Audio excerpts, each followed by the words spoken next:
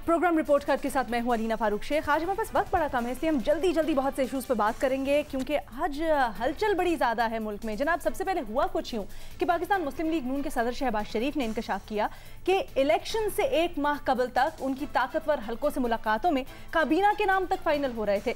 इस दौरान दो नामवर सहाफ़ी आए उनके पास और उन्हें अगला वज़ीर आज़म बनाने का पैगाम वो लाए थे।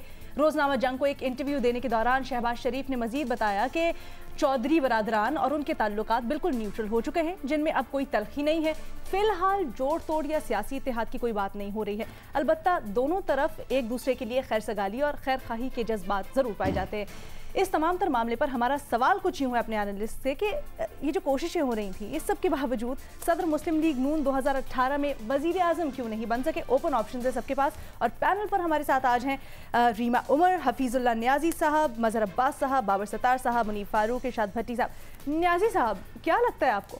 उसके बाद मैं अच्छा, ठीक है। मजहर अब्बास साहब, आपको क्या लगता है? और बड़े तहलका खेज इंकशाफात किए हैं, कह रहे हैं कि जी ताकतवर हलकों में बातें शातें हो रही थी, काबीना तक के नाम डिसाइड हो गए थे। नियाजी साहब ने बॉल मेरी तरफ क्यों फेंक दी है? पहले तो ये है देखिए, अगर शहबाज शरीफ साहब ने जो बातें रिपोर्ट हुई हैं वो कही हैं, तो मैं इस पे सिवाय शर्मिंदगी के और कुछ नहीं कह सकता। मुझे मेरा ख़्याल है इसमें इंतहाई बाइस शर्म बात है ये कि अगर वो ये कह रहे हैं कि इदारों के साथ उनकी मुलाकात में काबीना फ़ाइनल हो गई थी। यानी अगर हमारे आज जो लीडर ऑफ द अपोजिशन हैं, माजी के चीफ़ मिनिस्टर हैं, मुस्लिम लीग नून के सदर हैं, अगर वो ये बातें कर रहे हैं तो इससे ज़्यादा हतक आमेज़ बात और क्या हो सकती है पाकिस्तान की पॉलिटिक्स में। ये नहीं है कि ये कोई बातें ऐसी हैं जो ढकी छुपी हैं, ये बातें होती रही हैं, ऐसे ही होता है। और हमारे माशाल्लाह कुछ सहाफ़ी भी यही रोल प्ले करते रहे हैं। मुझे याद है कि हमारे बहुत ही सीनियर ग्रुप ऑफ जर्नलिस्ट ने जाके जनरल ज़िया-उल हक को ये मशवरा दिया था कि आप इलेक्शन मुलतवी कर दें। उसने कहा, जनरल ज़िया-उल हक ने कहा कि पब्लिक ओपिनियन क्या कहेगा। उसने कहा पब्लिक ओपिनियन तो जो है पीपल्स पार्टी के साथ है, लेकिन अगर आप इलेक्शन मुलतवी कर देंगे, सेंसर लगा देंगे, तो पब्लिक ओपिनियन फिर हम आप। मजहर अब्बास साहब, ये जो आपने टॉपिक छेड़ा ना, हम भी नियाजी साहब को जरा गूगली कराते हैं ना, ऐसा बड़ी सोर्सेज है आपकी। ये जो दो सहाफ़ियों का नाम लिया जा रहा है, कौन है?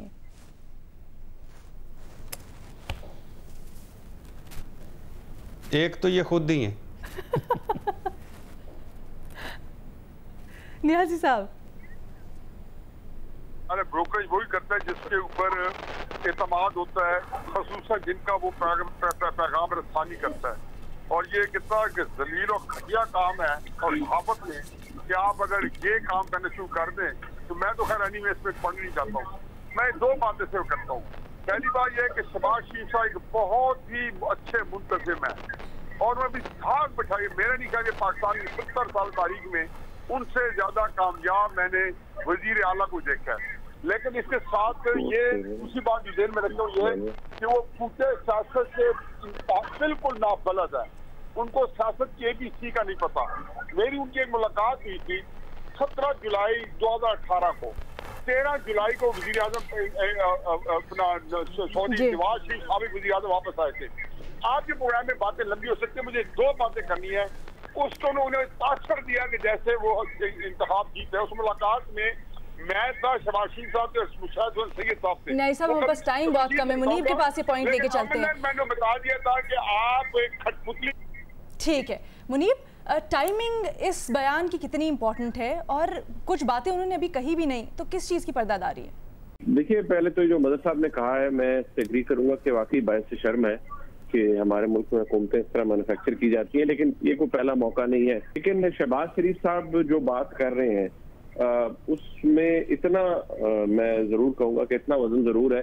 चले अगर थोड़ी बहुत एग्जैजरेशन भी होगी कि काबीना के नाम फाइनल हो रहे थे या जो भी था, लेकिन एज लेट एज अप्रैल 2018 तक तो ऐसे हालात थे जिसमें मुस्लिम लीग नून को बारहा ये मौके और मैसेजेस दिए जा रहे थे कि अगर वो if they fall in line और अगर वो डिसिप्लिन करें खुद को and if they put their act together, तो वो अगली हुकूमत बना सकते हैं। लेकिन उसके बाद जो हुआ और मियां नवाज शरीफ साहब का वो जो बाहर से आना और उसके बाद जो हालात वाकयात हुए, उसने सब कुछ अक्सर तब्दील कर दिया। ठीक है, बाबर सत्तार साहब।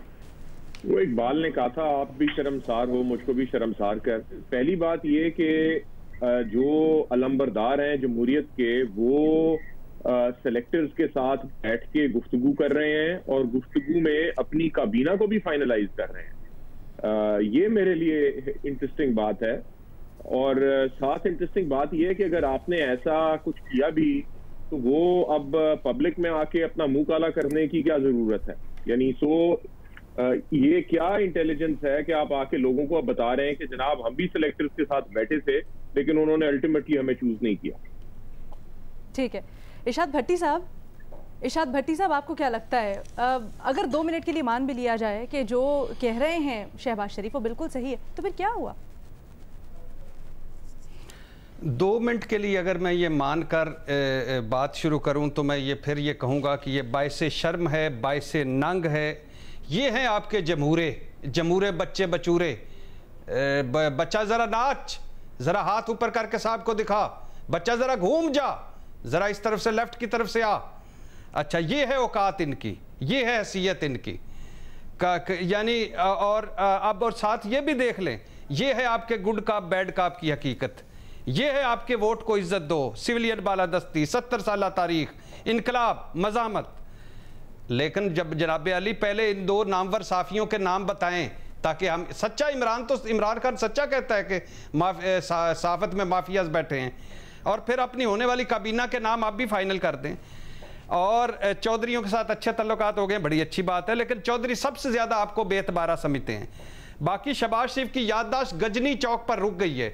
भाई भी मुझे ही वज़ीर आज़म बनाना चाहता था, मुशर्रफ भी मुझे ही बनाना चाहता था, मुक़्तदर हल्के भी मुझे ही बनाना चाहते थे। अच्छा, उन्होंने मुंह काला किया और फ़ख्रिया मुंह अपना काला किया। और आखिरी बात, एक महीने के बाद आपने पूछा ना क्या हुआ, क्यों नहीं बने? क्योंकि 1 महीने के बाद इलेक्शन हो गए थे और इमरान खान जीत गया था, इसलिए वो नहीं बन सके। उससे पहले प्लान ए भी हो सकता है, ट्रक की बत्ती भी हो सकता है, बी भी हो सकता है, सी भी हो सकता है। लेकिन शर्म करो जमहूरियत लोगों, शर्म करो। भाषण देते रहते हो असम्बलियों में और बार, और हमें जमहूरियत सिखाते रहते हो। कैसे, कितना खूबसूरत निज़ाम है और कितने बदसूरत किरदार हो तुम। ठीक है रीमा, एक तरफ जमहूरियत की बालादस्ती के लिए जंग, दूसरी तरफ ऐसे बयान। जी बिल्कुल, एक तो मैं एग्री करूंगी सबसे कि बहुत शर्मनाक बात है एडमिट करना ओपनली, ख़ास तौर पे PMLN की जिस तरह से पॉलिटिक्स रही है उसको नज़र में रखते हुए।